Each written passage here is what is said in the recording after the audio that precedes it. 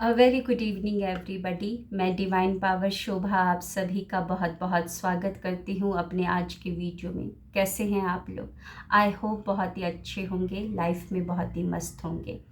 आज का ये जो वीडियो है ये एक अवेयरनेस वीडियो है। लॉ ऑफ अट्रैक्शन मैनिफेस्टेशन इसके ऊपर नहीं है। आप लोग कुछ दिनों से देख रहे होंगे कि मैं कुछ वीडियो बना रही हूँ, एक अवेयरनेस वीडियो बना रही हूँ। जो भी मेरे पास स्टूडेंट्स के केसेस आते हैं उससे ही रिलेटेड बनाती हूँ कि ये वीडियो जहाँ जहाँ पर भी जाए एक अवेयरनेस जाए। बहुत सारी औरतें जो है ना, जो डोमेस्टिक वायलेंस होता है उसको झेलती हैं, एक डर से झेलती हैं कि अगर मैं शादी तोड़ दूं या बाहर निकल जाऊं तो मेरा क्या होगा, समाज क्या कहेगा, हम लोग कहाँ जाएंगे, बच्चों को लेकर मैं कहाँ जाऊंगी। इस वजह से बहुत सारी औरतें डोमेस्टिक वायलेंस को सहती रहती हैं। तो मेरी एक स्टूडेंट है, उन्होंने मुझे अभी 2 घंटे पहले ही कॉल किया है।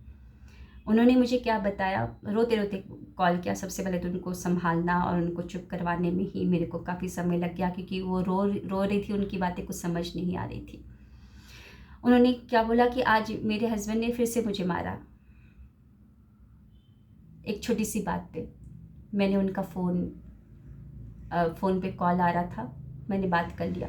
किसी औरत का कॉल था, मैंने बस पूछ लिया ये किसका कॉल है। इस पे बात बढ़ते बढ़ते वो मुझे अभी मतलब कि चौथी बार मारे हैं। ऐसा मतलब कई दिनों से चल रहा है, कई महीनों से चल रहा है, चौथी बार मारे हैं। रूम में कोई भी नहीं था। मेरी बच्ची जो है डरते हुए सहमी हुई सी वो दूसरे कमरे में थी, और वो आने की भी कोशिश की तो मैंने उसको बोल दिया कि तुम जाओ इधर से। मेरे ऊपर पूरा चढ़ जाता है, पूरा अपना शरीर का 90 kg 80 kg का जो आदमी है वो चढ़ जाता है, गर्दन दबाता है, मेरे ब्रेन में यहाँ पर मुक्के से मारता है, अंगूठियों से मारता है। सोने की अंगूठी, एक चांदी की अंगूठी पहनी हुई है, उससे मुझे मारता है। मारते रहता है, मारते रहता है, मारते रहता है। और जब मैं प्रोटेक्शन के लिए, सेल्फ प्रोटेक्शन के लिए कोई भी चीज़ का इस्तेमाल करती हूँ, लाइक कभी उसके गंजी या टी शर्ट को पकड़ के खींच लिया, या उसके फेस को नोचने की कोशिश की, क्योंकि वो गर्दन पकड़ कर एक हाथ से दूसरे हाथ से वो मारते रहता है। तो अगर मैं पकड़ लेती हूँ, कुछ कर लेती हूँ, तो वो उसी हाल में निकल जाता है बाहर, और अपने वहाँ पर जाके बाहर निकल जाएगा, मतलब सोसाइटी में बाहर निकल जाएगा, अपने ऑफिस भी उसी फटे हाल में चला जाता है। मैम मैं क्या करूँ, मुझे इस जंजाल से निकलना है, मुझे चौथी बार मारा है। वो इतना रो रही थी वो औरत, सोचिए।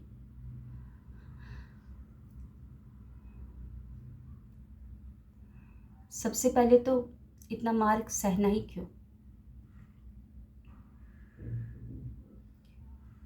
तुम्हारा फ़ोन उसने तुम्हारा फ़ोन छूने का उसको हक है। वो तुम्हारे इंस्टाग्राम में घुसेगा, तुम्हारे फेसबुक में घुसेगा, तुम्हारे ग्रुप में घुसेगा, सब कुछ करेगा, तुम्हारा अकाउंट भी देखेगा। लेकिन बस तुम उसका देख लो फ़ोन किसका आ रहा है, या उसका जब फेसबुक इंस्टाग्राम चेक कर लो या फ़ोन चेक कर लो, तो उसके लिए वो तुम्हें मारेगा।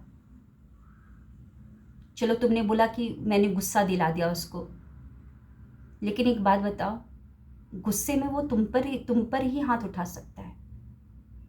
अपनी माँ के ऊपर हाथ उठा के देख ले, माँ भी तो गुस्सा दिलाती होगी ना। अपनी बहन के ऊपर हाथ उठा के देख ले, बहन और माँ के ऊपर नहीं उठा सकता। वो सिर्फ तुमको एक प्रॉपर्टी समझता है। वो इस तरीके से तुम्हें मार रहे जा रहा है क्योंकि वो तुम्हारे लिए उसके दिल में कोई प्रेम, कोई रिस्पेक्ट नहीं है। और चौथी बार तुम मार खा रही हो, क्योंकि पहले 3 बार तुमने कोई एक्शन नहीं लिया। तो वो समझ चुका है कि ये कुछ नहीं करेगी, इसको अपनी इज्जत की पड़ी होती है। क्योंकि उन्होंने मुझे बोला कि मैं दुनिया के सामने इसलिए नहीं जाती हूँ कि दुनिया वाले क्या कहेंगे कि मेरा पति ऐसा करता है। मम्मी पापा को भी मैं नहीं बताती हूँ। अगर उसके परिवार वालों को भी पता है तो इसलिए पता है क्योंकि मैं रोती हूँ, चीखती हूँ मार खाते समय, तो मेरी सास को पता चल गया। मेरी सास ने मेरी नंदों को बता दिया और नंदों ने किसी और को बता दिया। लेकिन मैं किसी को भी नहीं बताती हूँ कि मेरे पति की इज्जत रहे। अरे ऐसी इज्जत का क्या ही करना, तुम्हारी इज्जत वो नहीं कर रहा तो तुम उसकी इज्जत क्यों कर रही हो। सबसे पहले कोई बात नहीं, अभी भी देर नहीं हुई है, अभी भी देर नहीं हुई, डोमेस्टिक वायलेंस का तुम केस कर सकती हो। मैंने उसको सीरियसली यही बोला है। तुमको डर इसी बात का है ना, डर इसी बात का है ना कि इज्जत जाएगी। अरे इज्जत, तुम्हारी इज्जत तो नहीं कर रहा, बल्कि वो तो इज्जत करता तो तुम्हारे दर्द को देखता, और इज्जत करता तो वो इस तरीके से फटे हाल में, मुंह नोचा हुआ, हाथ टूटा हुआ ऐसे ही नहीं बाहर निकल जाता, और लोगों को गलत बातें नहीं बताता, झूठी बातें नहीं बताता। वो तुम्हारी इज्जत नहीं करता, तुमको खोने से नहीं डरता वो। तो तुम भी मत डरो, तुम भी मत डरो। कमा लोगी तुम, कुछ ना कुछ करके तुम अपना पेट जरूर पाल लोगी, और इतना कमाओगी कि तुम अपने बच्चों का भी पेट पाल सकती हो। इतना बात याद रखना, तुम्हारे अंदर काबिलियत है। तुम, परमात्मा ने तुम्हें ऐसे ही फालतू का बनाकर नहीं भेजा है, बस हाड़ मांस जोड़कर नहीं भेजा है, तुम्हारे अंदर दिमाग दिया है। और आज नहीं करोगी तो ये पैटर्न रिपीट होते रहेगा। कल कल को बच्चे भी फिर मारेंगे। हिम्मत करके निकल जाओ। डोमेस्टिक वायलेंस अगर वो ऐसे भाग निकल सकता है ना, तुम भी ऐसे ही निकल जाओ और पुलिस के पास डायरेक्ट जाना।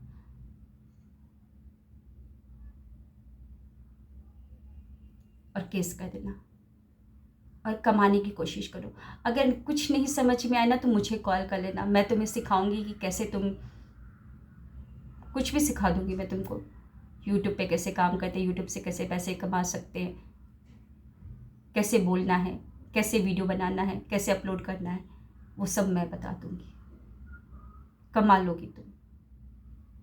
सेल्फ रिस्पेक्ट की भी नाम कुछ चीज़ होती है, सेल्फ रिस्पेक्ट की।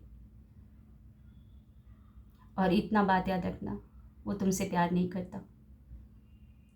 बस इसी उम्मीद में वो 3 बार मार खाई और चुप हो गई कि मेरा पति मुझे समझेगा। उसे बस यही लगता रहा कि मैंने ही गुस्सा दिलाया, मैंने ही कुछ किया। अरे इतना भी गुस्सा, गुस्से में तुम जान ले लोगे, और गुस्से में तुम इसको मार रहे हो। जाओ अपने अपने मम्मी पापा को मार पाओगे तुम? नहीं मार पाओगे,